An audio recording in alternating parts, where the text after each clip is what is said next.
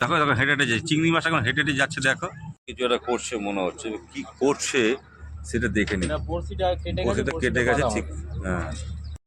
হ্যাঁ, টাটকা শুধু না, গঙ্গার গলদা চিংড়ি দাদা কিন্তু ধরলেন। তো এই দেখো দাদা, দেখতে পাচ্ছ এটা নৈহাটি জেটিঘাট, এই লঞ্চ চলছে, এক দাদাভাই কিন্তু মাছ ধরছে বড় মা পুজো দিতে।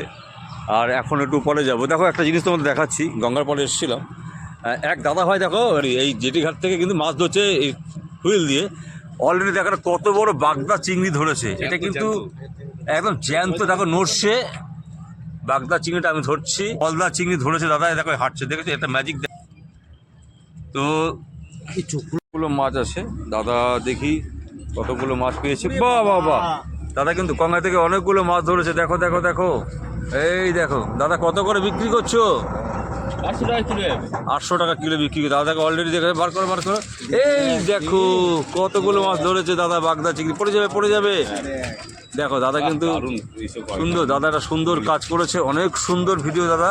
আর তোমরা দেখো যারা ভিডিও দেখবে, ভালো লাগলে অবশ্যই তোমার ভিডিও শেয়ার করে দিও। আর দেখতেই পাচ্ছ গঙ্গার একদম মা গঙ্গার বক্ষে, গঙ্গার মধ্যে দাদা কিন্তু জেটিঘাটে বসে গলদা চিংড়ি। দাদা কী দিয়ে ধরো দাদা, টেকনিকটা কী আছে? আচ্ছা যাক, বলা যাবে না, একটা টেকনিক আছে, সেই টেকনিক দাদা ধরে। খুব ভালো লাগলো, একটা নতুন জিনিস দেখলাম। এর আগেও আমরা দেখেছি মাছ ধরা জাল দিয়ে, কিন্তু গঙ্গার মধ্যে বসে দিয়ে বড় বড় বাগদা চিংড়ি দাদা ধরছে। দাদা বাগদা চিংড়ি যা করতে হবে।